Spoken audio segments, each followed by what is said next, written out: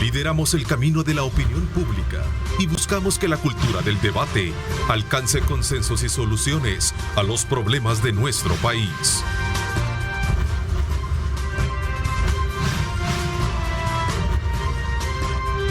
Diálogo con Ernesto López.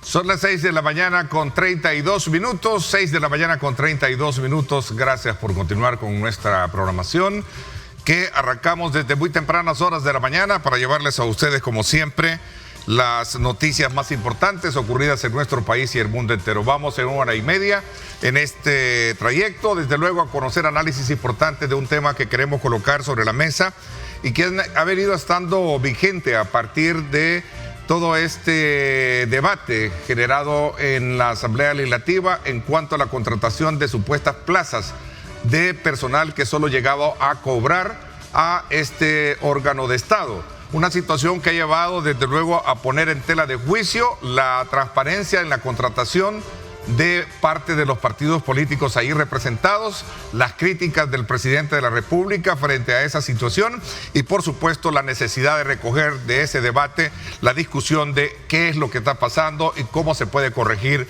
esta situación. Recordemos que a lo largo de la historia se ha venido debatiendo que la ley del servicio civil, que es la que precisamente está vigente desde 1960-61, si no más no recuerdo, de alguna manera contempla vacíos que en su momento han dejado al descubierto las deficiencias de las cuales estamos hablando y conociendo hoy en día. Hablar de una ley de la función pública es otro de los aspectos relevantes de discusión que ha venido siendo letargado en el tiempo y por su consecuencia también durmiendo el sueño de los justos. Hoy vamos a hacer un análisis pertinente sobre esta situación desde el punto de vista de nuestros invitados y a quienes quiero darles la más cordial bienvenida a Gustavo Amaya, coordinador del equipo impulsor de la reforma a la función pública y director de SECADE también. Gracias por acompañarnos, Gustavo. Muchas gracias. Estamos aquí para discutir este tema que venimos ya abordando desde hace un buen rato y bueno, esperamos que podamos resolver pronto una demanda ciudadana y de país para mejorar el país. Así es, en efecto. Quiero darle la más cordial bienvenida también a Saraí Molina, representante del Movimiento de Unidad Sindical y Gremial de nuestro país. Gracias por acompañarnos, Saraí, como siempre. Al contrario, gracias a ti por la invitación y un saludo a los amigos televidentes y estamos aquí para ver qué podemos aportar en este tema que nos ha tenido ocupados durante muchos días, el tema de las plazas fantasmas. Y que sin duda alguna va a ser el punto de partida para poder comprender el fenómeno por el cual hay que cambiar situaciones que de alguna manera no violen en principio el derecho de las personas que son contratadas, porque aquí hay un debate también oculto y es precisamente el que se pone en tela de juicio. ¿Qué pasa con aquellas plazas que sí están de alguna manera institucionalmente consagradas en estas instituciones versus aquellas que no las tienen? Así es que creo que será muy importante verlo desde ese ángulo, desde esa perspectiva. A ver, también saludo cordialmente a nuestro buen amigo Eduardo Escobar, director ejecutivo del Movimiento Acción Ciudadana. Gracias por acompañarnos, Eduardo. Bienvenido. Buenos días, Ernesto. Gracias por la invitación. Siempre un gusto. Gracias. También vamos a darle la más cordial bienvenida también a Marjorie de Trigueros, investigadora del Departamento de Estudios Legales de FUSARES, vía Zoom. Gracias por acompañarnos. Buenos días, Marjorie. Qué gusto saludarte. Muy buenos días, el gusto es mío. Qué dicha poder estar esta mañana hablando de un tema tan importante para el país y saludar a mis buenos amigos, a Gustavo, a Eduardo, a Saraí y a todas las personas que nos acompañan esta mañana. Gracias. Bueno, sin duda alguna quiero aprovechar e invitarlos a ustedes que nos están sintonizando para que puedan participar. Recuerden, están disponibles todos nuestros canales de comunicación digital para que ustedes nos hagan llegar sus comentarios, sus preguntas y de alguna manera enriquecer este debate que vamos a tener esta mañana. Comencemos en primer lugar teniendo el tiempo prudencial. Sé que somos 4, vamos a aprovechar en esta hora y media. Les invito a no monopolizar el tiempo, tomarnos sino la prudencia de 1 minuto y medio, 2 lo máximo para hacer sus exposiciones y las valoraciones pertinentes. Si hay puntos o contrapuntos, con el debido respeto pueden interrumpirse sin atropellarse. De alguna manera recoger este tema y colocarlo a la palestra pública surge a partir de esta situación que ha ocurrido en la Asamblea Legislativa. Comienzo contigo, Saraí, para que los pongamos en contexto esta situación que de alguna manera ha despertado muchas inquietudes, mucho debate y sobre todo las reacciones de muchos sectores. Bueno, definitivamente es repudiable el tema de las plazas fantasmas, ¿verdad? Es un secreto a voces que en la Asamblea Legislativa, y no solo en la Asamblea Legislativa, porque aquí yo creo que los otros poderes del Estado actúan de manera hipócrita, ¿verdad? Porque también hay plazas fantasmas, o se dice que hay plazas fantasmas en el órgano ejecutivo y en el órgano judicial. En las municipalidades definitivamente lo hay. Entonces yo creo que es una oportunidad para sanear a toda la administración pública, ¿verdad?, en cuanto a las plazas fantasmas. Pero también, al menos a nuestras organizaciones les preocupa el tema de que con el dicho de las plazas fantasmas puede haber una cacería de brujas con todos los empleados de estas instituciones, tanto de la Asamblea Legislativa como de las municipalidades, y quieran utilizar este tema para despedir a todos los adversarios políticos o que consideren adversarios políticos. Entonces hay que diferenciar la cacería de brujas que se pueda realizar de cara a la toma de posesión el 1 de mayo en las municipalidades y en la Asamblea Legislativa, de las plazas fantasmas, ¿verdad? Y dentro del tema de plazas fantasmas, ver también que no se vaya a utilizar este término o a manipular para deshacerse de los empleados de la Asamblea Legislativa, porque ese es uno de los mayores temores que hay. La gente necesita el trabajo, sabemos, y al menos en mi caso particular, yo considero que sí es repudiable esa gente que ha estado como parásito, lactando de las arcas del Estado. Esa gente debe ir presa, ¿verdad?, porque ha estado robándole dinero al pueblo salvadoreño, pero no únicamente el empleado que ha estado sin trabajar, ¿verdad?, sino que también el que lo llevó. Porque aquí... Bueno, pero hoy nadie se hace cargo, entiendo. Pues sí. Hoy nadie se está haciendo cargo de esas contrataciones. Ahí dice, yo no sé cómo las metieron en mi fracción. Es que aquí hoy todos creen que la Virgen les habla, ¿verdad? Se hacen como que la Virgen les habla. Pero aquí, bueno, hay funcionarios que tienen a toda la parentela metida en el Estado. Y eso es corrupción también. Hay unos que se la llevan de decentes y dignos y son más corruptos que el que roba directamente el dinero, porque lactan por otro lado, lactan por debajo de la mesa. Ok, veamos entonces el resto que piensa Marjorie también y el resto, Gustavo. Yo quizás antes de entrar más en materia, pero que tiene que ver con esto que estamos discutiendo, hoy estamos celebrando el aniversario de nuestro santo, de nuestro mártir, ¿verdad? Pero además también estamos celebrando el Día Internacional del Derecho a la Verdad. Y todo esto que estamos discutiendo acá, o sea, este país ha tenido que poner a uno de sus principales líderes espirituales, hoy un líder mundial, ¿no?, convertido en santo por la Iglesia Católica, por defender la verdad, por combatir la injusticia, por denunciar la corrupción, por denunciar la violación a los derechos humanos, por denunciar que el Estado no se pusiera en función de la ciudadanía. Y esto es un problema que hemos venido trayendo desde hace un buen rato, como decía Saray. O sea, el país ha avanzado, pero todavía tiene un montón de imperfecciones que deben corregir, ¿no? Exacto, pero el problema es que ya llegamos al límite. Una cosa es que uno ande medio despeinado, ¿verdad?, y que, bueno, eso se corrige. A otra, a que vos tengas ya un defecto de deformación, ¿va? Entonces... Sí. Pero esto que está pasando con relación a las plazas, ¿es un defecto, un defecto de origen o es un defecto de formación? Es un defecto de formación, porque recordémonos, venimos de los periodos en los que hablar de esto de plaza fantasmas o de que ahí enchufaban, si aquí... En el periodo de Monseñor Romero, pues los militares decidían quién era el ministro, quién era el empleado, quién barría, quién todo, ¿no? Eso se ha logrado mejorar, pero lo que nos está destruyendo es todo el sistema corrupto, que no solo es por la Asamblea, no solo es que abarca a la sociedad misma, y tenemos que traer la decencia, esa es la medicina, traer la decencia nuevamente a la cosa pública, a la política. Para nadie era un secreto que en la Asamblea Legislativa tarde o temprano esto iba a explotar, era una bomba de tiempos, por decirlo así, ¿no? Sí, Ernesto, es que yo creo que en el fondo de lo que se trata acá es de una concepción del Estado es decir, cómo se ve el Estado. Y lo que nosotros podemos ver es que se concibe el Estado como un recurso privado que yo puedo utilizar en función de mis intereses, es decir, un uso patrimonial del Estado. Eso es lo que está en el fondo en este tipo de contrataciones.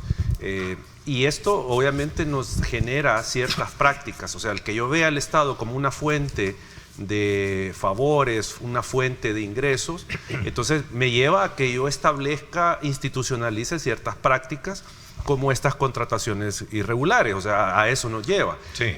Y esto obviamente tiene otra arista que tiene que ver con el incumplimiento de la regulación que actualmente está vigente, que por sí hay que mejorarla y creo que Gustavo nos puede ampliar sobre este tema, pero si la ley, pese a que puede ser deficiente, a que puede estar desfasada, no se cumple, porque ahí en la ley de servicio civil ya hay regulaciones de contratación en el Estado, y ni eso se cumple. Entonces tenemos una situación de una práctica que viene amparada por el incumplimiento de la ley. O sea, la ley de la función pública sí es funcionable, lo que pasa es que no se respeta. La ley de servicio civil todavía tiene algunos aspectos que pueden ser aplicables. Lo tenés a nivel constitucional. Claro. Hay un artículo de la Constitución que reza que las contrataciones en el sector público tienen que ser por mérito, por idoneidad. Está más claro que otra cosa de ese por el estilo. Pero digamos, solo para terminar, Ernesto, sí. Al final el punto es que tenemos que estar claros que no porque tengamos la mejor ley se va a solucionar el problema, porque es una cuestión de prácticas, es una cuestión de visión sobre la cosa pública que hay que cambiar, porque ahí hay que comenzar. Ok, interesante. Marjorie, vamos a ver, para colocarlo sobre la mesa y entrar a una discusión ya un poquito más expedita. Marjorie, ¿cómo se ve este tema desde esa perspectiva de FUSADES? Sí, gracias. Realmente el tema es bien importante y el estar hablando este día pues denota la importancia del mismo. Recordemos que el Estado es de los ciudadanos y por eso es que tenemos que tener este rol de estar entendiendo qué es lo que está pasando. Y no solo entender el problema, sino que también buscar una solución estructural. Comparto de que la ley del servicio civil actual tiene algunas disposiciones, pero estas han sido demasiado, digamos, débiles. También hay que decir que no se han cumplido, pero tiene también vacíos importantes. Si bien la ley habla de que debe existir, ¿verdad?, un ingreso por la idoneidad y habla de que se debe hacer una prueba, sabemos que esta no es la regla general. Bien lo decían mis colegas, esto es algo a nivel constitucional, pero recordemos por qué, porque el Estado tiene un fin y es servirle a los ciudadanos, es llevarle esos servicios, ¿verdad?, de agua, llevarle educación, salud, seguridad, y si las mejores personas no están llegando, obviamente estos servicios van a ser deficientes. Podemos ver que a nivel internacional, también a nivel nacional hay un desencanto, los ciudadanos sentimos que no nos están respondiendo, ¿verdad?, el Estado como debería, y entonces de eso se trata esta conversación. ¿Cómo hacemos que se cierre ya ese chorro que ha permitido, que ha sido un cheque en blanco, que ha permitido el amiguismo, el nepotismo, el clientelismo, ¿verdad? Y ha puesto de lado el mérito y la idoneidad. Es que esto es como que si en un partido de fútbol, para ponerlo en temas prácticos, usted tiene, ¿verdad?, el delantero, usted tiene al portero, usted tiene a cada uno de los que juegan tiene un rol, pero si no hay mérito, ¿qué pasa si usted cambia, verdad? Y en lugar de un portero que tiene las habilidades de agarrar la pelota, de parar los goles, pone al delantero que tiene otras habilidades. Entonces, esto es lo que está ocurriendo aquí. Tenemos disfuncionalidades en el Estado porque tenemos personas que no cuentan con las capacidades y son las que están tomando las decisiones. Y solo termino mi intervención diciendo, ¿por qué es importante una nueva ley? Porque tenemos que premiar al buen funcionario público, al buen empleado público. Hay muchísimos empleados que sí tienen mérito, pero no están llegando a los puestos de dirección. Y una de las debilidades que nosotros vemos como FUSADES y como parte del equipo impulsor es que esos cargos de dirección, de jefatura, ¿verdad?, de algunos temas importantes que deberían de quedar ahí cuando hay cambio de administración, están excluidos de la ley del servicio civil. Y nosotros consideramos que una de las cosas más importantes es que no puede haber borrón y cuenta nueva cada vez que llega un nuevo Estado, un nuevo administración pública, porque ahora llega una nueva administración, es como que hay un nuevo Estado y desconocemos la capacidad que hay de la gente que sí ha llegado por medio. Bueno, ¿es lo mismo clientelismo, amiguismo o nepotismo? Esa es otra de las grandes. Es decir, ¿cómo entonces definir este tipo de plazas? Porque al final termina siendo lo mismo. Bueno, son diversas categorías, ¿no? ¿Sí? Realmente lo que tenemos es clientelismo político en sus diferentes variantes. No solo en la asamblea. Decir. No solo en la asamblea. O sea, es una práctica, como bien decía Eduardo, de entender que la cosa pública es botín del que ganó las elecciones. Y vienen las alcaldías, el tema de las alcaldías. Exacto, o sea, es entender, es creerse que el ministerio, que la alcaldía, que el juzgado, que la CEL, que, bueno, toda la cantidad de instituciones públicas que tenemos es una finca donde pusieron un patrón a ver cómo saca pisto de ahí. No, ahí hay un problema que tiene que ver con la formación misma, por eso es que impulsamos el tema de la reforma. Tiene que ver con que llega mucha gente al sector público, tenemos más de 250.000 de trabajadores en el sector público que no entiende qué es lo público. Y claro, llega de una práctica privada y lo que llega a hacer es un problema de aplicar principios de que yo aquí me voy a componer como que si eso fuera un negocio. Ok, vamos a ver, ¿qué alcance creen ustedes que tiene esa investigación desde el punto de vista penal? Porque la Fiscalía se ha metido en esto, ¿eh? En lo particular nosotros esperamos que no sea, como decimos, una llamarada de tuzas más del fiscal, ¿verdad? Y que se esté utilizando únicamente para campaña de cara a una posible reelección. Nosotros esperamos que esto tenga las consecuencias que tenga que tener y que se llegue hasta donde se tiene que llegar, ¿verdad? Y que si se va a meter preso a alguien, que se meta a todos.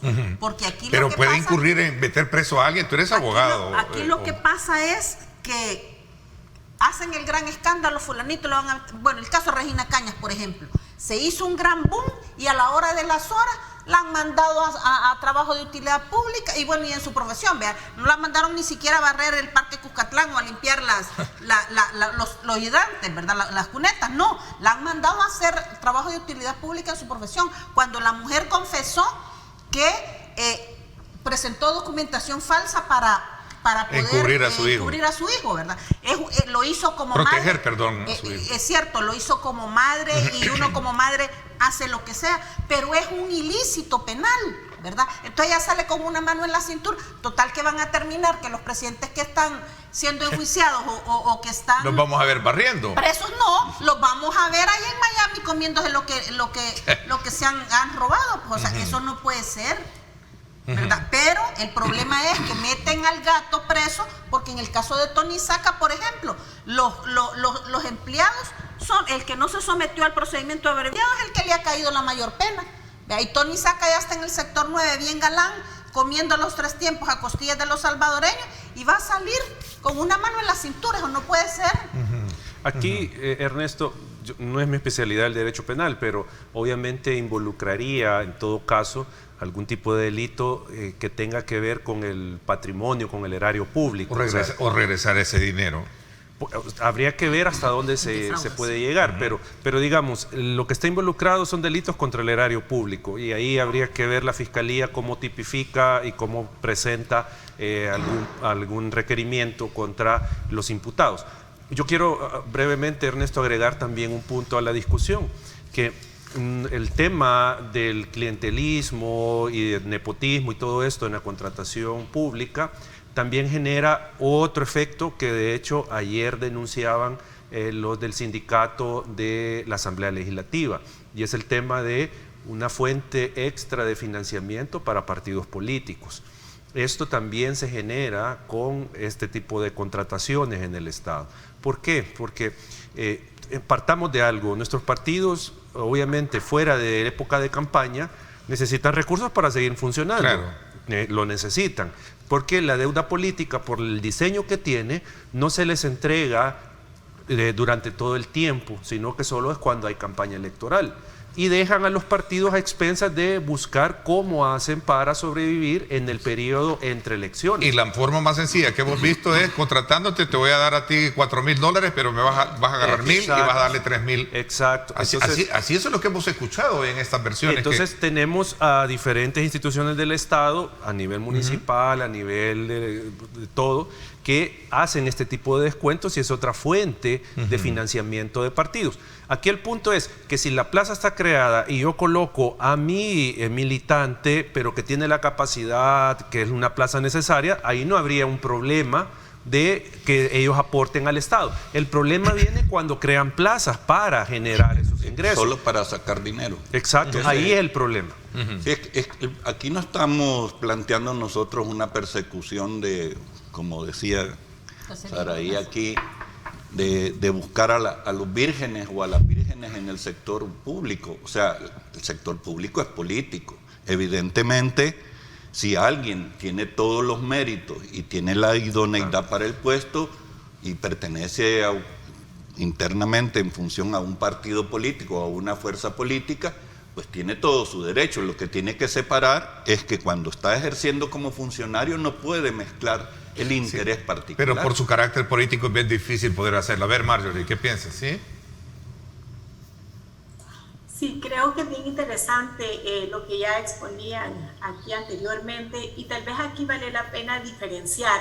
Nosotros hemos venido reiterando de que necesitamos una nueva ley de la función pública porque la actual cuenta con debilidades. Una de las debilidades más grandes es justamente el hecho de que no se regula, por ejemplo, los cargos de confianza. Entonces, bajo esa sombría de cargos de confianza se dan esas extralimitaciones, estos abusos y contrataciones sin mérito. Y estas contrataciones sin mérito, hay que decirlo, son corrupción, porque al final el que contrata a alguien tiene que tener un perfil y esa persona que se contrata debe de cumplir con esas aptitudes. Hoy por hoy, lejos de que la persona se adapte al perfil, el perfil se adapta a la persona. Y esto es algo que se ha estado haciendo a nivel de todas las instituciones del Estado y de manera concurrente. Como decía, es como que tuvieran un cheque en blanco. Yo llegué al Estado, tengo el derecho para contratar a las personas que yo quiero. En ese sentido, nosotros tenemos que diferenciar que con una nueva ley lo que se estaría haciendo, Ernesto y televidentes, es que estaríamos resguardando a aquellos que tienen y que son parte de la carrera administrativa. Esas son las personas que debemos de garantizar que tengan esa estabilidad laboral, que ingresen por mérito, que se mantengan, ¿verdad?, por su desempeño y que asciendan por los resultados de su desempeño.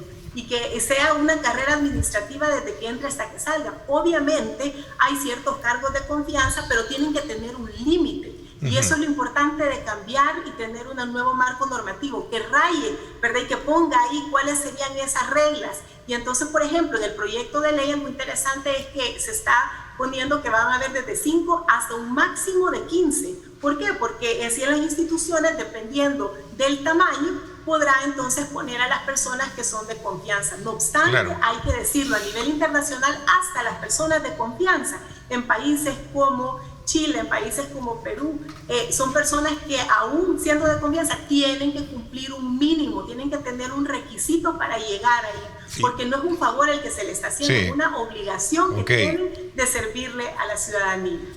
El año pasado, como en el esfuerzo de ir construyendo un consenso entre los trabajadores, la sociedad civil y autoridades, instalamos una mesa en torno a los artículos de la ley. La pandemia nos la vino a parar, ¿verdad? Pero estuvieron presentes las 4 grandes federaciones. Sí. Y uno de los puntos de discusión y de las cosas que planteaban los trabajadores del sector público es que decían, nosotros hacemos bien nuestro trabajo, lo que nos dirigen o los que nos imponen son los que llegan, ¿va?, a desprestigiar el sector público. Entonces, en esa dirección, una de las cosas que debatimos profundamente y quedó reflejado en uno de los acuerdos de artículos de consenso, ¿va?, en torno a, primero, que esta ley, esta propuesta de ley que tenemos que trabajar y que espero que la Asamblea Legislativa, esta o la que sigue, la apruebe inmediatamente, porque si no vamos a estar haciendo show político a cada rato, ¿va? llamaradas de tusa, que si van a meter presos a uno, que no van. A eso agregarle que también algunos diputados están diciendo de que todas esas contrataciones que se están mostrando hoy en día fueron de aquellas que fueron reinstaladas por una decisión de la sala, que se fueron amparadas, ¿se recuerdan? Es que eso sucedió. Sí, pero entonces es la sala la culpable ahora de eso, pues, o sea. No, pero es que mira, dentro de los despedidos que reinstaló la sala, no todos eran plazafantasmas. Norman Quijano despidió a un grupo de trabajadores para poder meterlos de él. Para meterlos de él, ¿verdad? Entonces, ¿qué fue lo que pasó? La mayoría eran de Gana, supuestamente, ¿verdad? ¿Y qué es lo que pasó? La sala dijo reinstálense y se reinstalaron. Unos regresaron a sus fracciones y otros pasaron a ser personal de planta de la asamblea. Estaban hablando de la ley de servicio público, unos le dicen función, pero el último anteproyecto es del servicio público. Sí, la ley de tiene servicio 3 nombres, público ¿verdad? no va a resolver los problemas de nepotismo y de clientelismo y toda la corrupción que hay en toda la administración del Estado. ¿Por qué? ¿Verdad? Es mentira. Nosotros hemos ido, todas las organizaciones, fuimos a la Asamblea Legislativa por separado, a la Comisión de Trabajo, coincidiendo todas en que lo que se necesita son reformas profundas a la ley de servicio civil. Y las observaciones de por qué no estamos de acuerdo con mucha parte del articulado de la ley de servicio civil. Aquí el problema se va, echa la ley, echa la trampa. Hoy se aprueba la ley de servicio civil y mañana los diputados, los alcaldes y los que se encargan de meter a su gente en la administración pública van a encontrar la forma de evadir todos los controles que se den. Se va a evitar este tema del clientelismo y del nepotismo cuando sea un delito de carácter penal, que me descubran a mí, que yo metí a mi novia, a mi amante, a mi amigo, a mi vecina, a la dueña del chucho de enfrente. Ahí entonces se puede hacer algo. Pero si la sanción es una sanción pírrica, ¿verdad? Si la ley de ética gubernamental no sirve para nada, entonces a mí como funcionario, ¿qué me sirve? Que me digan, no, pero ya tengo el pisto en la bolsa, ¿verdad? Ese es el problema, que deben de haber sanciones penales, porque de lo contrario podemos tener una ley de primer mundo y aquí no va a pasar nada. Es que, a ver, partamos de una cosa muy elemental. ¿Por qué usamos el cinturón de seguridad cuando nos subimos al vehículo, ¿no? ¿O por qué respetamos? Primero porque es ley. Primero. Exactamente. Entonces el problema del cumplimiento de la ley es que no respetamos la ley. No respetamos la ley. Y eso, yo comparto, podemos hacer una ley muy bonita y no se va a cumplir.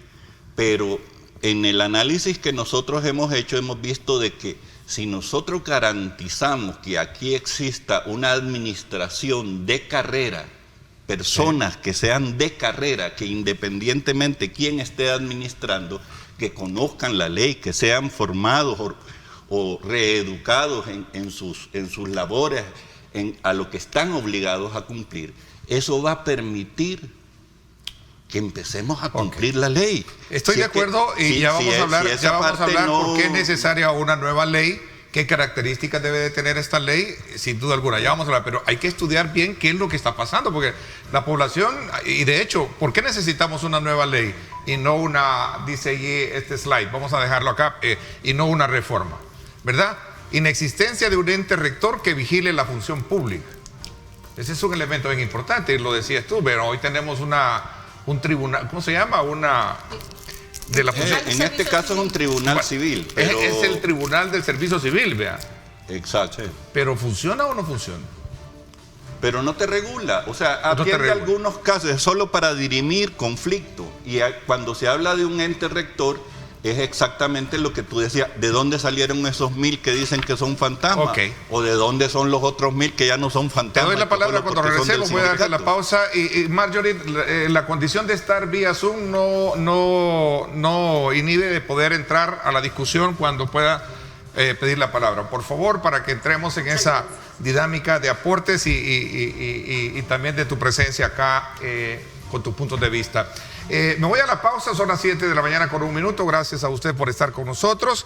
Aprovecho de invitarlos a que no se pierda en directo con Ernesto López Radio. Hoy a las 7 de la noche. Vamos a tener el debate político semanal. Tania Pastor estará con nosotros, como siempre. También Julio Valdivieso. Y hoy hemos invitado, bajo la ausencia de Ronald Umaña, a nuestra buena amiga Bessie Ríos. Así es que desde ya el análisis puntual de los temas importantes del país. Hoy a las 7 de la noche en directo con Ernesto López Radio por 107.7 Fuego, estación del Grupo Radial Megavisión, y también estamos en Facebook transmitiendo en la plataforma Zoom para todo el mundo. Así es que no se lo pierda hoy 7 de la noche. Vamos a la pausa y volvemos con más.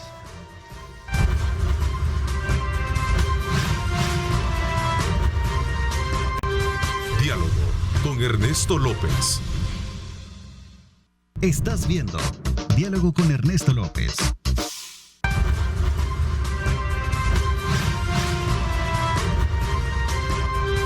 Diálogo con Ernesto López.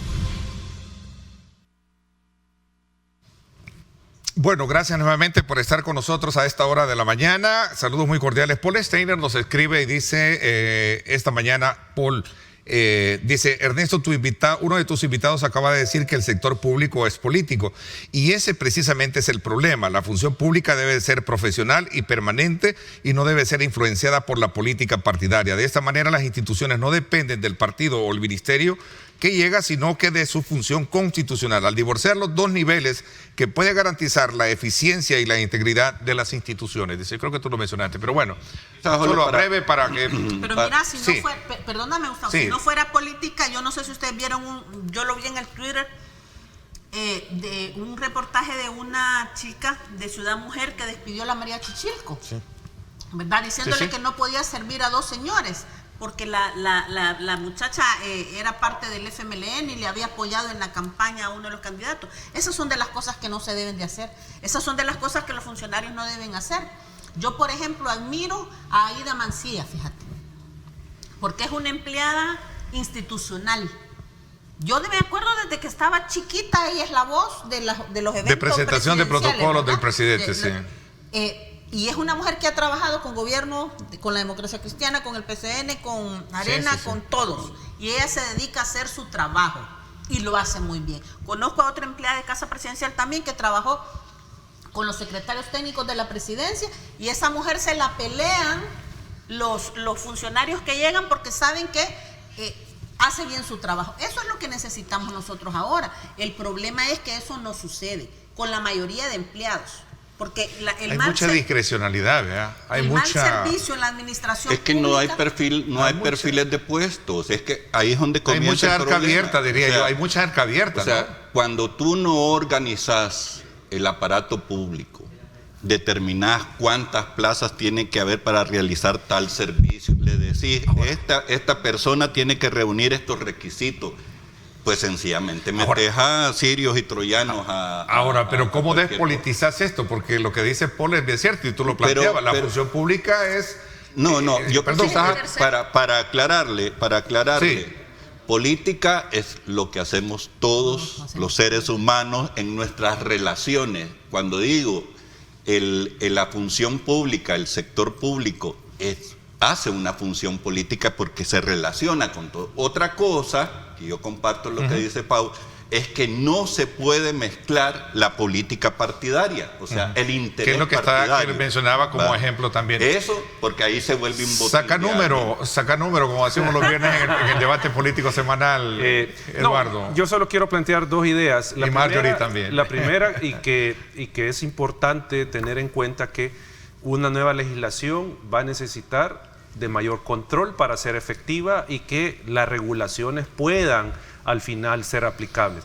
Si no hay el control, obviamente la ley no funcionaría. Entonces eso creo que es importante, el tema de control. ¿Quién va a controlar que no se estén contratando familiares? ¿Quién va a contratar que no se estén creando plazas y que no irregulares? Todo esto. Eso es uno. Y lo otro, yo creo que está bien que se investigue, está bien que se determinen responsabilidades, pero creo que no debemos de quedarnos a llorar sobre la leche derramada.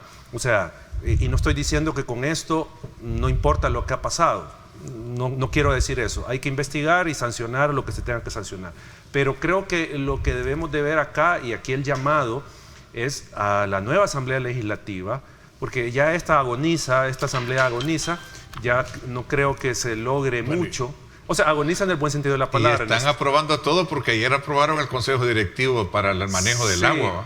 Sí, pero ya les dijo el presidente que se lo iba a vetar. Claro. El punto es, Ernesto, de que ahora Nuevas Ideas va a tener esa responsabilidad de no solo quedarse con la denuncia. Sí. Sí, porque ese es el punto. Entiendo que van a ir a limpiar la mesa de eso, incluso Pero, la junta directiva como que la van a bajar. Pero no solo basta eso, Ernesto. No solo basta eso. Eso es cosmético. Tienen que llegar a fondo haciendo la reforma con la nueva ley de la función pública o del servicio público. Eso es lo que tiene que pasar. O sea, si Nuevas Ideas solo se queda con que vamos a quitar estas plazas y no establece la regulación, entonces no le está cumpliendo a la gente. Dentro de un año vamos a estar igual. Exacto. O sea, vamos a estar inflando el sector público, inflando la asamblea, porque te inventás cualquier cuento, ¿me entendés? Y aprobás en el presupuesto y ahí repartís el dinero. Entonces la ciudadanía, si está indignada con el tema de estas plazas, tiene que ponerle la presión a Nuevas Ideas para que haga la reforma, porque obviamente los otros gobiernos no lo han hecho porque se han tenido que enfrentar a los sindicatos o no han querido enfrentarse a los sindicatos, por ejemplo, y a otros sectores que están en contra de que se regule todo este tema. Entonces, ¿Nuevas Ideas tiene el capital político? Sí. ¿Tiene el respaldo del presidente? Sí. Entonces ellos lo pueden hacer. Si no lo hacen, no le cumplen a la gente.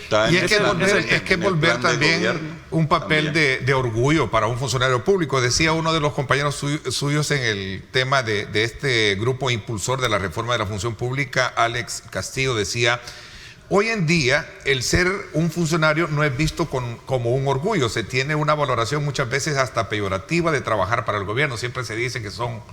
¿Qué? Haraganes, que no trabajan. Muchos dicen que la capacidad y conocimiento no sirve para nada y que las puertas se abren solo por cuello. Con esta ley de la función pública se busca cambiar esa imagen.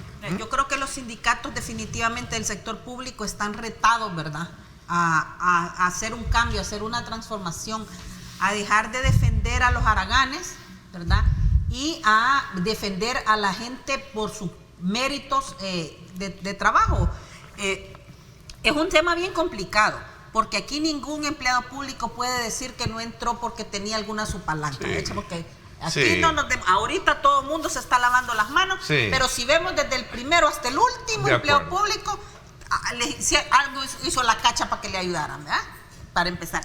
Pero también hay que tener en cuenta que no el común de los empleados públicos es mal empleado, ni es corrupto, ni es plaza fantasma. Hay gente que sí trabaja y entonces hay que diferenciar a los haraganes o a los de plaza fantasma de la gente que trabaja, y que esa gente sí merece ser promovida. Esta postura va en consonancia con lo que yo he dicho y que a veces no deja de crear cierta crítica.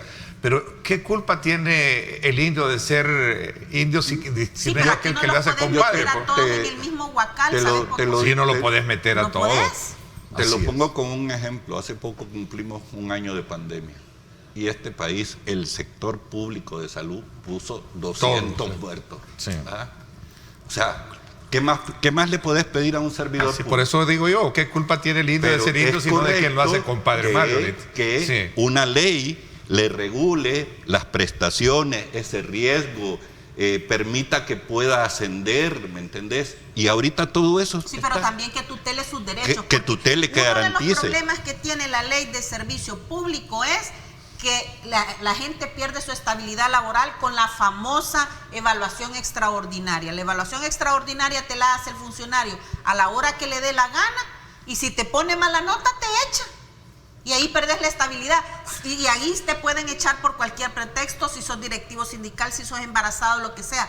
La otra forma, fusión de instituciones. ¿Y es correcto ese temor de los sectores sindicales? Es correcto. Digo, de que con una función no van a hacer tanto berrinche como en algún momento creen que es mucho si ya tuviéramos aprobada la ley de servicio público, en la Asamblea Legislativa y en las municipalidades les pueden pasar la evaluación extraordinaria a todos los empleados y echar a todos los que les dé la gana, ¿verdad? Y como las instituciones, por ejemplo, como la institución que va a sustituir al Tribunal de Servicio Civil, es nombrada, no hay ningún representante sindical en esa o representante de los trabajadores, porque no necesariamente tiene que ser dirigente sindical. Si tiene las cualidades para participar en la comisión, podría estar, sino que van a ser externos que con la visión que tiene la mayor parte de salvadoreños de un servidor público, van a decir que lo echen. Vean, estas son las sanciones. ¿Sí? Solo para... Sí. Esos son algunos de los aspectos que están en el articulado original, que está en el anteproyecto.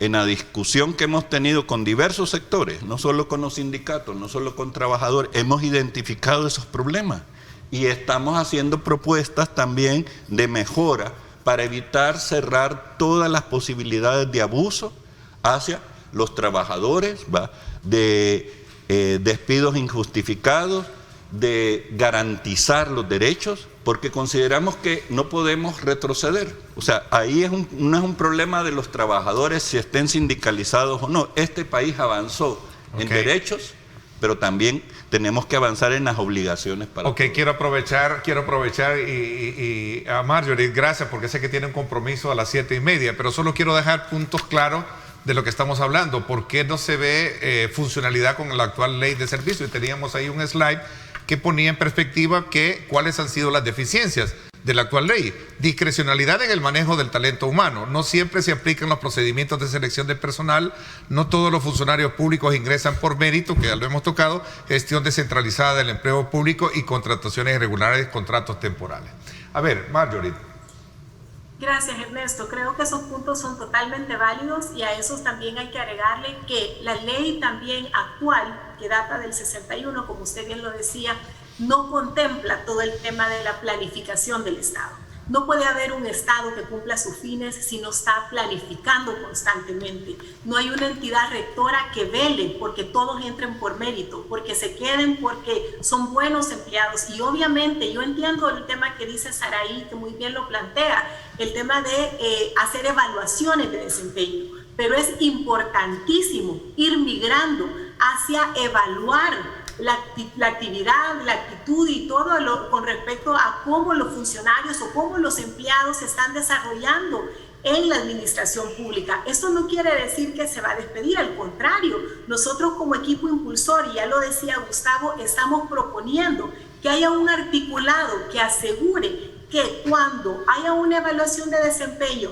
si no está al nivel, digamos, que se le requeriría para el puesto, se le capacite y no se le despida, sino que se le dé una oportunidad para que aprendan y para que pueda fortalecer su capacidad técnica. Marjorie, pero ¿quién me garantiza que no se vaya a entrar a utilizar la discrecionalidad también cuando se estén tocando esos temas puntuales de evaluación, por ejemplo?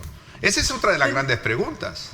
Y una pregunta sumamente válida, por eso es que necesitamos un ente rector que sea independiente, un ente rector que realmente esté ahí, digamos, de referee, que esté viendo que las reglas se cumplan y que empecemos a cambiar este problema estructural, porque estamos hablando del nepotismo, estamos hablando del clientelismo, pero esos son los resultados de un sistema que tiene un problema estructural de inicio, que es que no hay una planificación ordenada del Estado, que no tenemos en toda la administración cuáles son perfiles de los puestos que cada institución necesita para cumplir sus fines, qué tipo de servidor público es el que el país necesita. Hoy por hoy estamos hablando y nos centramos muchas veces en los problemas que ha acarreado esta ley deficiente, pero al final lo que tenemos también que hacer como país es evaluar qué cambios estructurales debemos hacer, y por eso es que como equipo impulsor creemos que hablar de una nueva ley es importante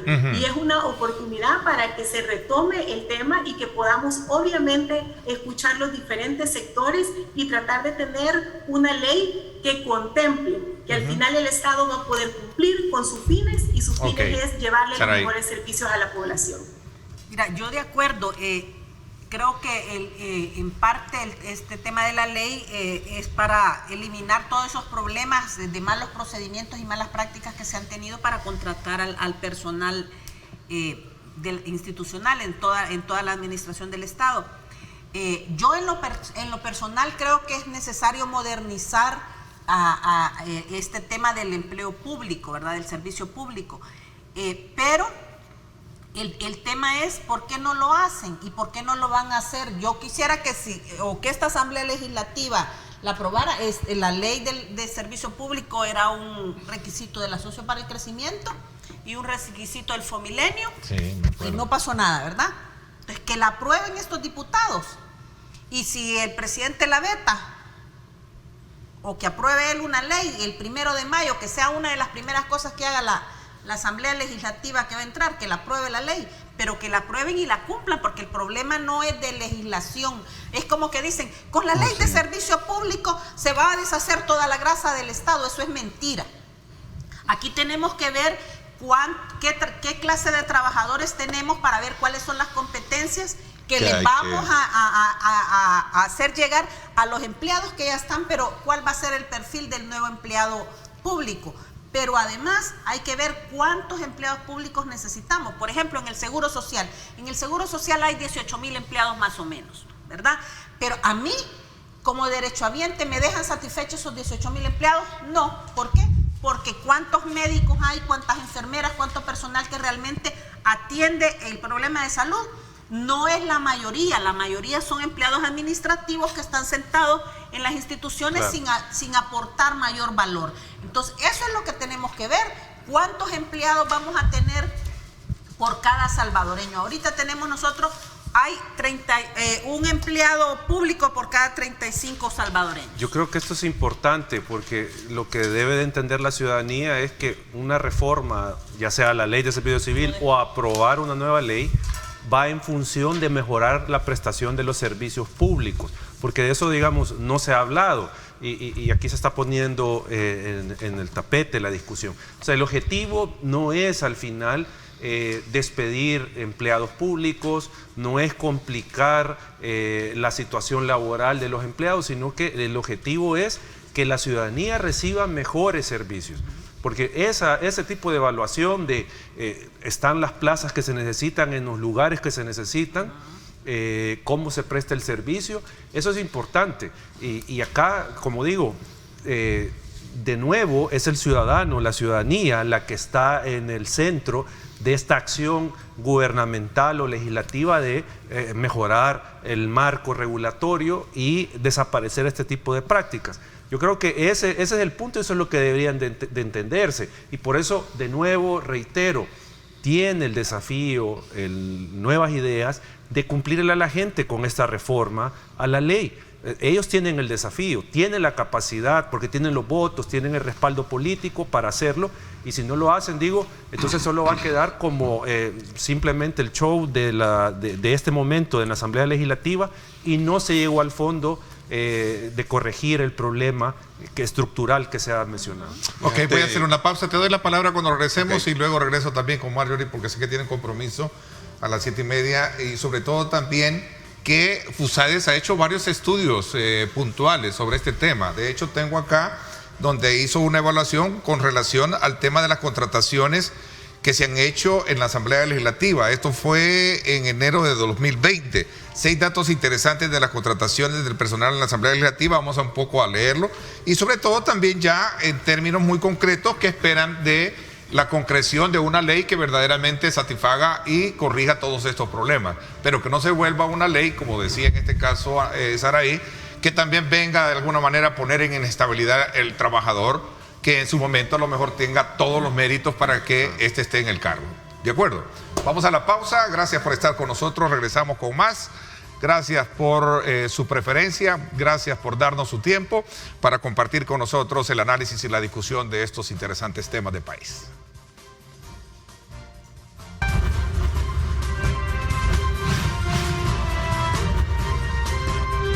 Diálogo con Ernesto López. Estás viendo Diálogo con Ernesto López.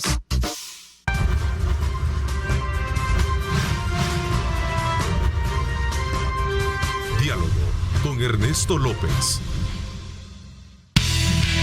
No hay camino ni reto capaz de frenarnos. Econoparts, siempre las mejores marcas. Econoparts presenta. Bueno, gracias nuevamente por estar con nosotros. Ahí están imágenes desde el sector del Boulevard del Ejército. Recuerde usted que para un camino seguro necesitas los mejores repuestos. Econoparts, nuestras marcas son la mejor garantía.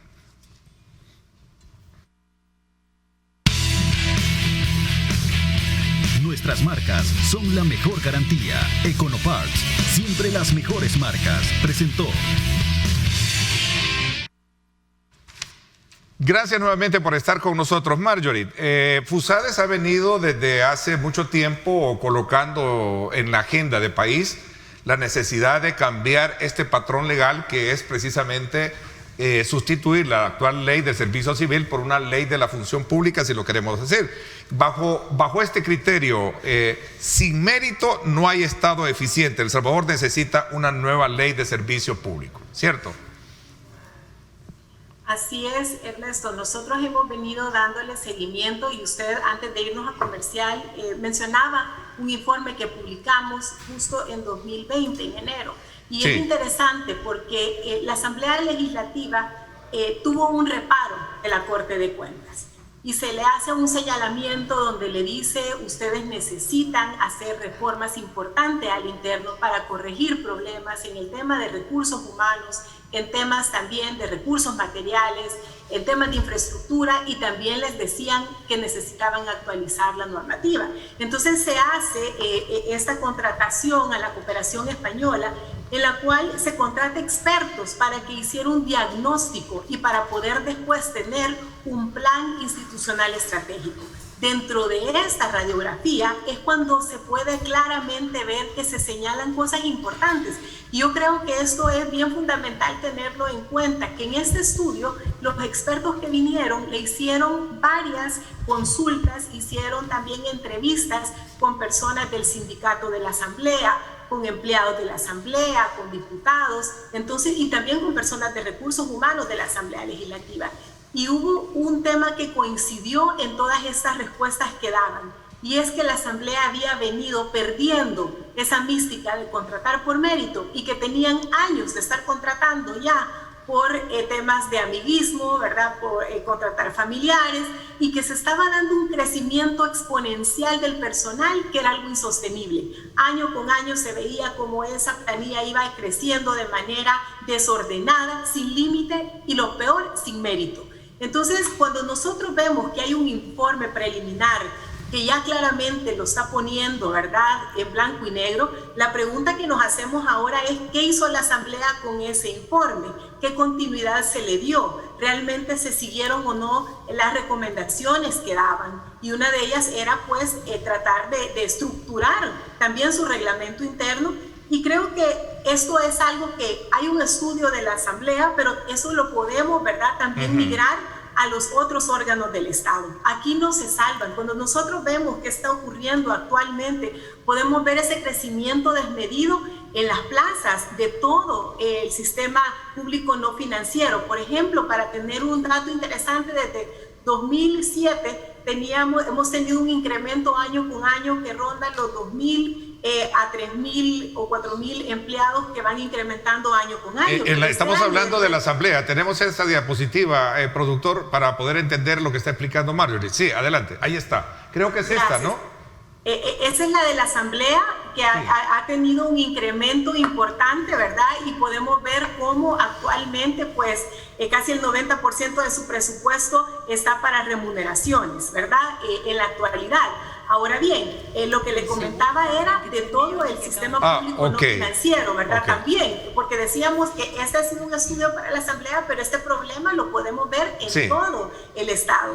Entonces, ya cuando vemos los datos, por ejemplo, del sector público no financiero, vemos cómo año con año ha ido incrementando. Si vemos desde 2007, ¿verdad? Vemos que para 2008 hubo un incremento de más de 2.000 plazas, en otros años casi 4.000, pero del presupuesto 2020 al presupuesto 2021 hemos tenido un incremento récord en la contratación de plazas. Se han contratado más de 9.000 nuevas plazas. Entonces la pregunta es: ¿cómo hacemos para que este círculo vicioso en el que hemos caído de ir contratando sin límite y muchas veces sin mérito se pare? Y por eso es que nosotros como equipo impulsor reiteramos que debemos otra vez empezar a discutir esta ley, porque mire, Ernesto, si hay una ley que tiene un efecto directo en todos los salvadoreños, es esta.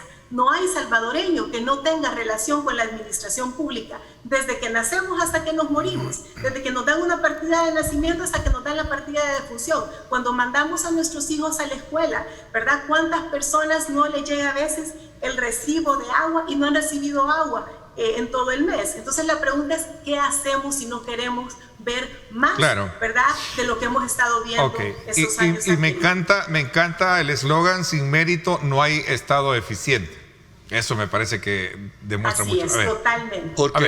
Porque estamos también no solo buscando la eficiencia por eficiencia, es que tenemos un serio problema en el país. O sea, entendamos que estamos a las puertas de una crisis económica bastante profunda que nos va a afectar, y que si no aprovechamos esta crisis, que no la hemos buscado nosotros, pero que nos cayó encima, si no aprovechamos para salir adelante, para mirar con luces altas y reconstruir el país, sencillamente pues vamos a una situación. Pregunta alguien acá: ¿por qué hay sectores sindicales que se oponen a cambiar la ley, cuando esta ley vendría a corregir los problemas de deficiencia en el sector público? Creo que esa es una pregunta que puedes responder, ¿no?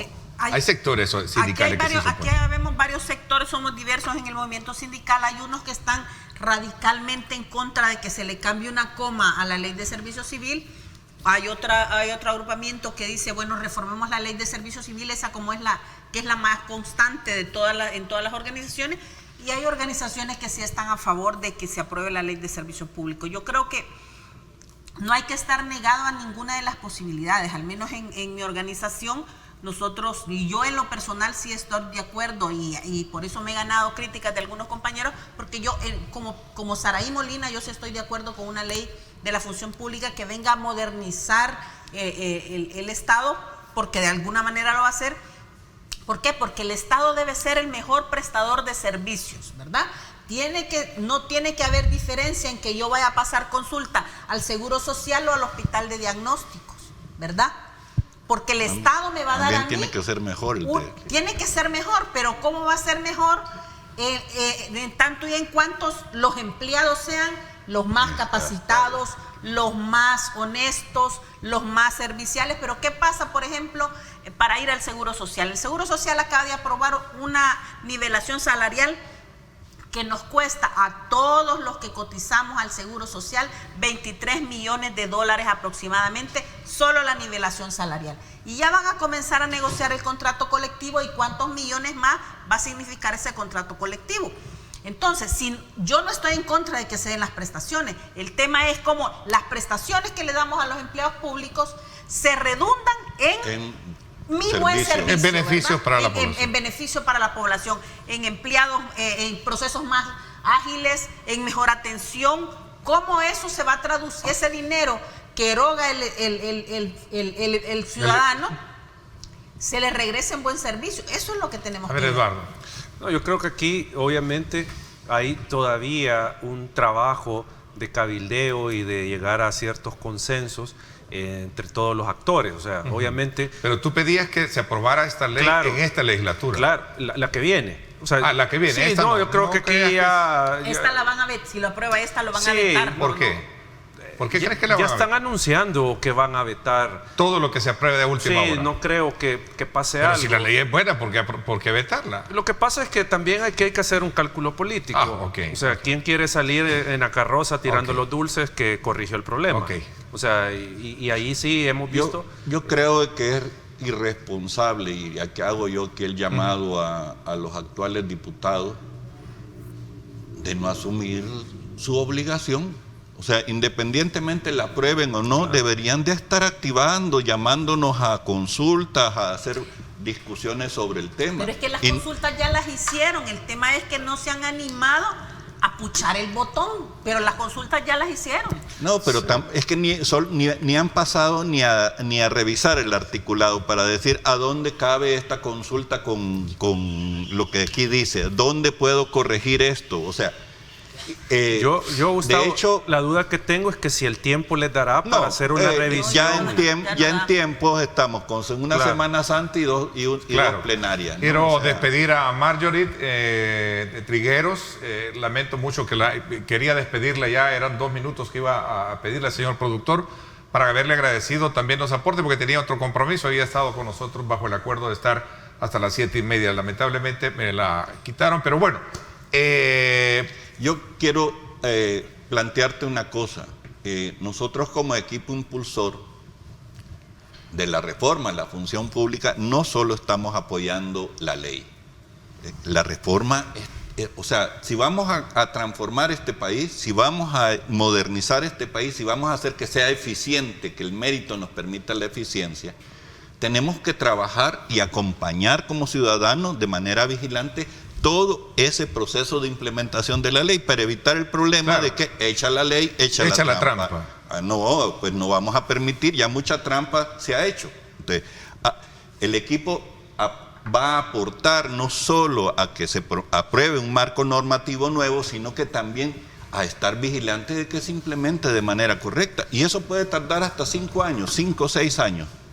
Claro. Voy a hacer una pausa comercial, vamos a regresar con más. Hay más comentarios que están formulando nuestros televidentes que los vamos a sumar desde luego a este análisis y a esta discusión.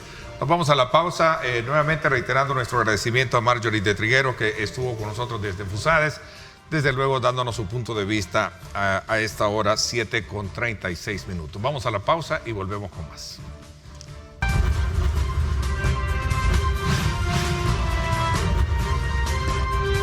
Diálogo con Ernesto López. Estás viendo Diálogo con Ernesto López.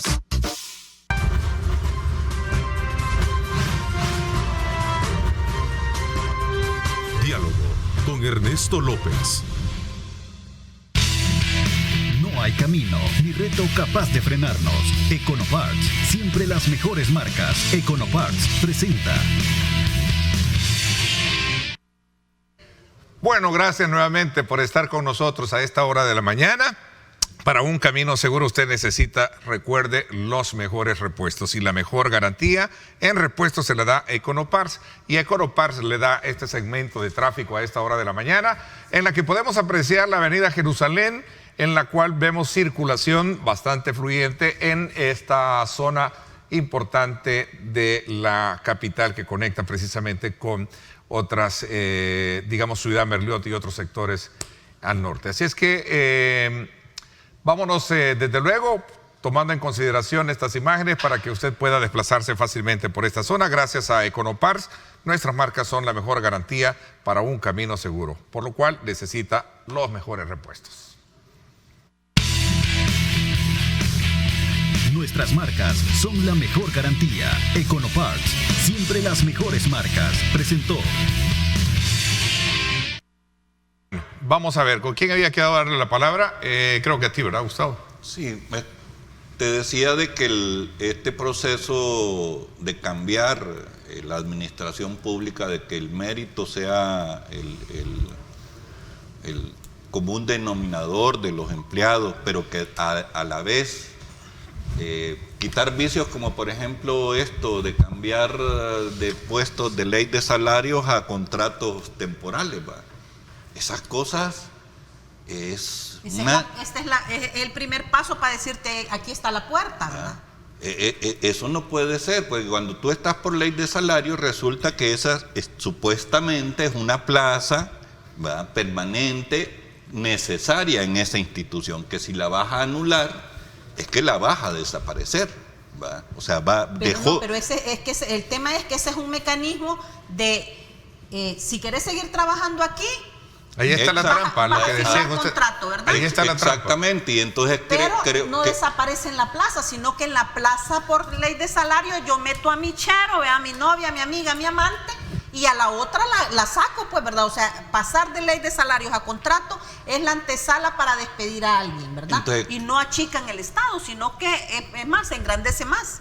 Pero ese, al final de cuentas, es toda la práctica que hemos venido denunciando, que hemos venido expresando y que no nos queremos quedar solo en eso. O sea, sabemos que hay un montón de problemas de eso, desde gente que te vende plazas. En este país hay gente que te vende las plazas. Bueno, en la Asamblea Legislativa, en la Corte Suprema de Justicia es un, ¿cómo se llama? Un rumor, es un secreto.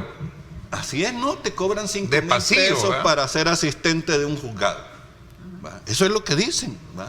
O Y si no, además- son piezas además de hubo- negociación entre sindicatos y los y también. Y por eso es que hay que ver todas las instituciones de la administración pública, los 3 poderes del Estado, las autónomas, pero también las empresas propiedad del Estado. Que la Exacto. empresa propiedad del Estado, yo creo que tendríamos un programa solo para hablar de la corrupción que se ha dado en esos temas. Claro. Yo creo que el presidente Bukele tiene ahora, que va a tener la mayoría en la Asamblea Legislativa y la mayor parte de las municipalidades, tiene un gran reto, ¿verdad? Y es demostrar que realmente el Estado puede ser el mejor prestador de servicios, promoviendo la meritocracia, ¿verdad? Que sean técnicos realmente en su trabajo los empleados, ¿verdad? Que sean eficientes. Pero ese es el problema. Pero el problema es que eso debe ser a todo nivel, ¿verdad? Sí. Porque aquí estamos hablando de los empleados, o sea, lo que comúnmente llamamos la gatada, ¿verdad? Sí. Pero también hay funcionarios que no cantan malas rancheras. Y a mí ¿verdad? eso me preocupa. Como dice nuestro buen amigo Nathan Bakis. Esa visión que pueda llevar el Ejecutivo y la Asamblea Legislativa del mérito. O sea, porque ya decía Saraí, que tiene que ser personas competentes por mérito, y ya en el Ejecutivo hemos visto una serie de contrataciones o de nombramientos de funcionarios que no reúnen el mínimo perfil idóneo para ocupar ciertos cargos. Entonces, a veces suena un poco Y de ahí es que sacan contradictorio. un montón de asesores, ¿verdad? Porque Claro. yo no sé hacer nada, pero contrato 20 que Y pueden. ahí el tema es lo contradictorio, de que si yo quiero llegar a mejorar la administración pública basándose en el mérito, el tema de las contrataciones, pero si yo no lo practico al interior de mi gobierno, entonces es difícil querer hacer ese cambio. Entonces a mí me preocupa, digamos, esa voluntad política y esa visión que pueda tener el gobierno, que bueno, yo hasta el momento, más allá de un par de tweets, no sé cuál es la visión del gobierno en el tema de la función pública. Y la bancada legislativa igual, porque en campaña electoral no se dijo nada y hasta el momento yo no conozco una plataforma Bueno, pero se legislativa supone que con la versión que escuchamos del presidente el pasado domingo, es que todos estos males que aquejan al Estado se van a cambiar, pues. Si Pero no es van que a ir a hacer más de lo mismo, mira, lo dijo el presidente. Pero es que, Ernesto, ¿sí? y solo llegan a limpiar la mesa, y como decíamos con Gustavo, y si no se reforma... Dice que la Junta Directiva dejó en claro que debería de aminorarse, Sí, ¿no? claro. Hoy Es son que no 14. solo es eso, es achicar 11. la junta directiva, eliminar los bonos. Asesores de asesores. Diputados, el asesor del asesor del No asesor. viajes a ir a ¿verdad? ver al Mundial. No, digo. nada de viajes. Ojalá, pues si eso es lo que la gente quiere. pues, pero, que se pero el quite todo punto eso. es ajustar la legislación, o sea, ajustar la legislación. Si no hacen O nada sea, de todo eso se hace por ley. Sí, Por o sea, norma. Si no hacen eso, entonces esto se va a quedar simplemente en un ataque contra los opositores, que está bien porque habían abusos, está bien, pero no es eso lo que necesita el país nada más. Necesita que se Sí, regule. porque también Gustavo no ya son lo- niños cantores de Viena los que se Mire, van. vea. Gustavo ya lo decía, si no Pero vamos a de los estar... que llegan tampoco es que no sean Bueno, candidatos, hay que porque esperar hay a unos ver que cómo. vienen de otros partidos. Vamos a estar dentro de un año o al final de la legislatura con el mismo problema. Yo creo que el gobierno actual, la Asamblea Legislativa entrante, la gente les ha dado el último cartucho. Les ha dado el último cartucho para ver si es cierto que lo pueden utilizar. Hoy no pueden aducir demencia, como decimos los salvadoreños, ¿va? No pueden aducir demencia. Han llegado con una plataforma anticorrupción, han llegado con una plataforma de resanar el país, entonces hoy hay que cumplir, ¿va? No, el problema no es quitar unos asesores y poner otros o hacer más chiquita o más grande el tema es para qué sirve la Asamblea Legislativa, dónde está el reglamento que me dice qué van a hacer y entonces ahí va a determinarse cuánto se necesitan. ¿Qué quiero decir con esto? Esa responsabilidad, esa esperanza, esa ilusión que han tenido los salvadoreños de tener un país donde podamos vivir. Porque ahorita uno lo que dice, pasar las encuestas, 7 de 10 se quieren ir, ¿va? Y esto no puede ser así, o sea, no hay a dónde irnos también. Entonces, tenemos que mejorar este país. El sector público es nuestra casa común, ¿va? Es a donde recibimos educación, es donde recibimos seguridad, es donde recibimos salud, es donde recibimos... Deberíamos de recibirlo. Deberíamos de recibirlo. La protección medioambiental contra desastres. Bueno, en fin, todos los asuntos. Es nuestra casa. Y si nuestra casa está maltrecha, llena de cucaracha, llena de hollín, y no sirve ya para vivir, entonces reformemos la reforma de la función pública. Y ese es yo el llamado que hago, es que la tienen que cumplir, y si no cumplen, bueno. Ok, vámonos entonces a la parte concluyente de este análisis que hemos puesto en perspectiva esta mañana y cuyo objetivo comunicacional ha sido conocer el estado actual de la función pública versus los defectos y los grandes retos que se tiene para corregir estos males que hemos conocido hoy en la Asamblea Legislativa, pero que para nadie es un secreto que no solo en la Asamblea Legislativa pasa en los 3 órganos de Estado.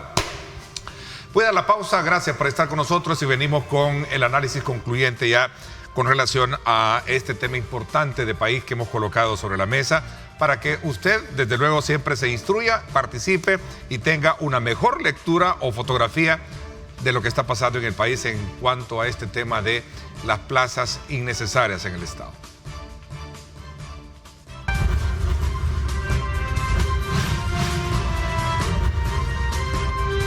Diálogo con Ernesto López.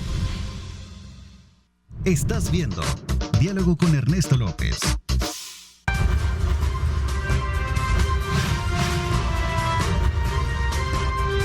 Diálogo con Ernesto López.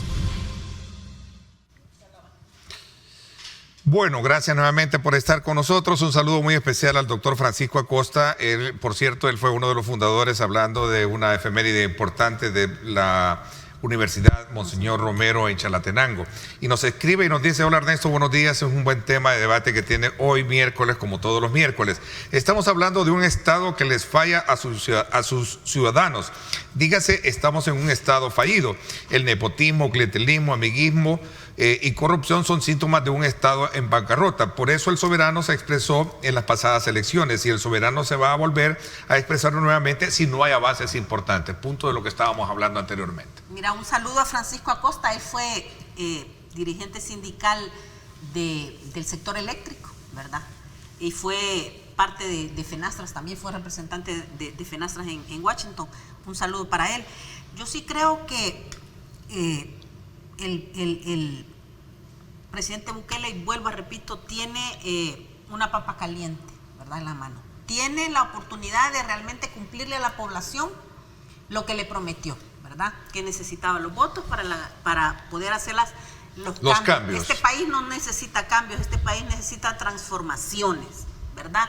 Entonces, el problema va a ser si no se hace de las herramientas necesarias y de la gente idónea necesaria para poder hacer esas transformaciones, ¿verdad? Porque la vara con que lo van a medir a él y a su Asamblea Legislativa y a sus alcaldes va a ser más alta que con la que han medido a esto, ¿verdad? Porque si le hemos dado como población todas las condiciones para que él pueda hacer esas transformaciones y no las hace, ese va a ser el problema. Entonces yo creo que aquí hay que combatir desde todos lados la corrupción, empezando por mí, ¿verdad?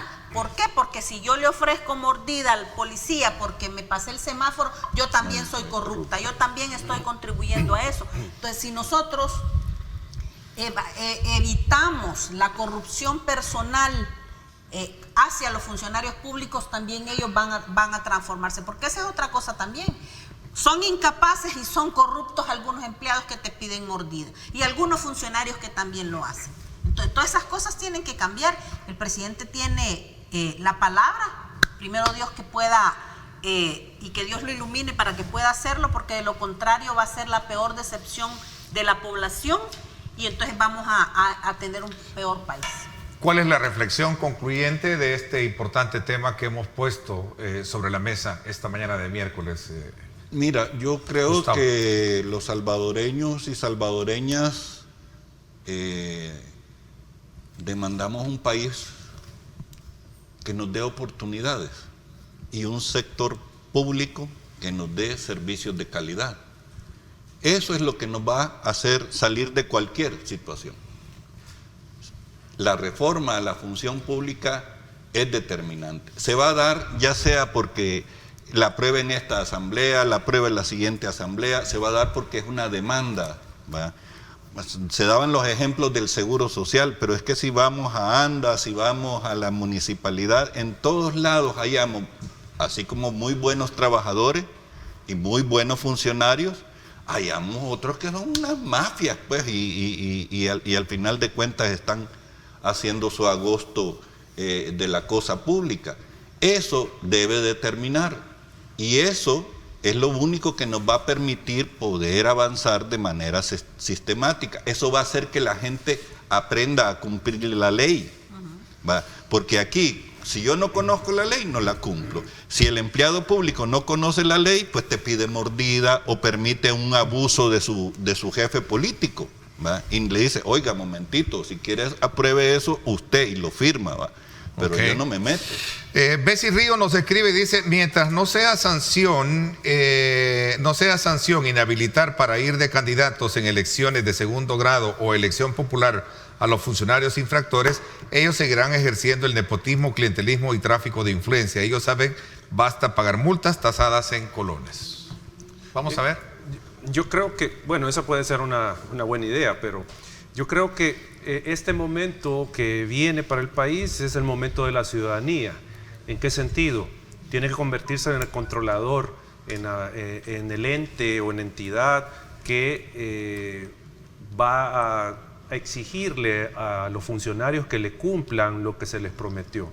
Y aquí creo que al final, si la ciudadanía demanda mejores servicios, si la ciudadanía le indigna que los fondos públicos se usen inadecuadamente, pues es el momento de que esté vigilante, en primer lugar, de que se hagan las reformas, porque aquí no solo es el tema de la función pública, aquí hay un montón de aspectos que deben de ser reformados para mejorar el funcionamiento del Estado y satisfacer las necesidades y derechos de la población. Entonces, la ciudadanía no puede entenderse que ha dado un cheque en blanco para que el gobierno y nuevas ideas no hagan nada. O sea, tiene la ciudadanía que estar pendiente, exigir que se le cumpla, y si no suceden estos cambios, entonces tiene una forma, más allá de estar al final quejándose, es con el voto en la elección siguiente, porque no se le cumplió. O sea, yo estoy de acuerdo con lo que dice Gustavo, pues si queremos al final que se mejore el país, pues bueno, se tiene que empujar todos en el mismo sentido. Pero quienes tienen la mayor responsabilidad son los funcionarios que han sido electos por la ciudadanía para hacer estas transformaciones. Entonces, el ciudadano, la ciudadana pendiente, exigiendo que le cumplan los funcionarios, porque si no, vamos a volver a lo mismo. Y la rueda de caballito es lo que siempre ha pasado, que hay expectativa de un cambio que nunca llega o no llega como debe de ser, y la ciudadanía entonces se desencanta con esta situación, porque pensemos en algo, no hay mejor situación política para un partido político o un presidente para transformar el país. No puede haber mejor situación, no puede haber mejor situación. Y si en esta no se aprovecha, entonces, bueno, apaguemos la luz y nos vamos.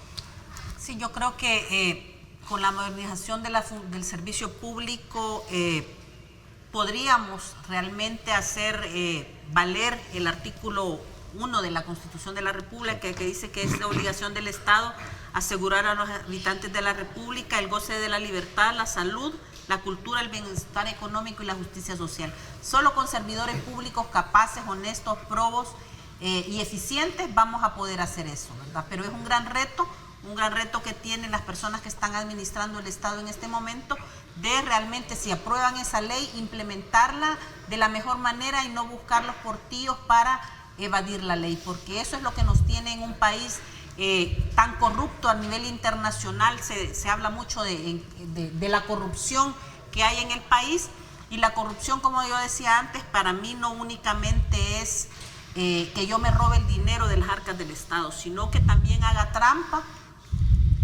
metiendo a todos los parientes o amigos a las instituciones amigas, ¿verdad? En las que yo trabajo o en las de mis amigos, y eso se tiene que evitar. Esperemos que en la Asamblea Legislativa, esta nueva Asamblea Legislativa, realmente evite todo eso y lo vamos a ver, ¿verdad? Bueno, el tiempo se nos fue. Quiero agradecerles el que me hayan permitido con ustedes hacer este análisis bastante puntual sobre el estado actual de este debate que tenemos hoy en día con relación a estas plazas que se han descubierto en la Asamblea Legislativa y que sabemos que no es solamente en la Asamblea Legislativa, sino que también es una acción que pasa casi en la mayoría de órganos de Estado y por supuesto la necesidad de corregirlo desde la perspectiva de que esto, como dice nuestra buena amiga Tania Pastor, aquí no han entendido que el tema de las plazas fantasmas no se limita a devolver el dinero. No creo que alguien lo haga.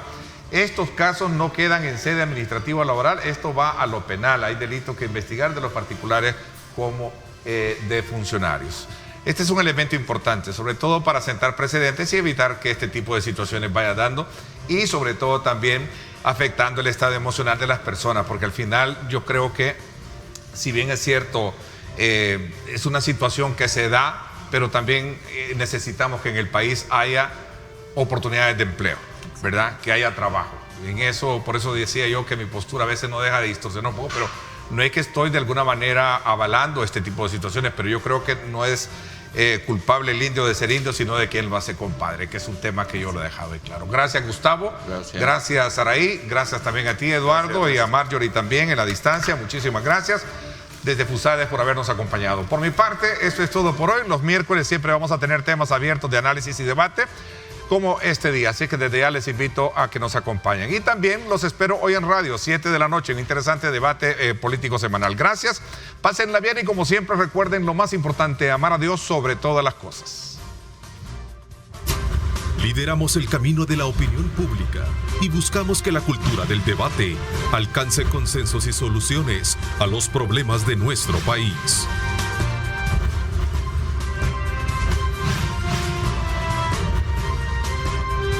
Diálogo con Ernesto López.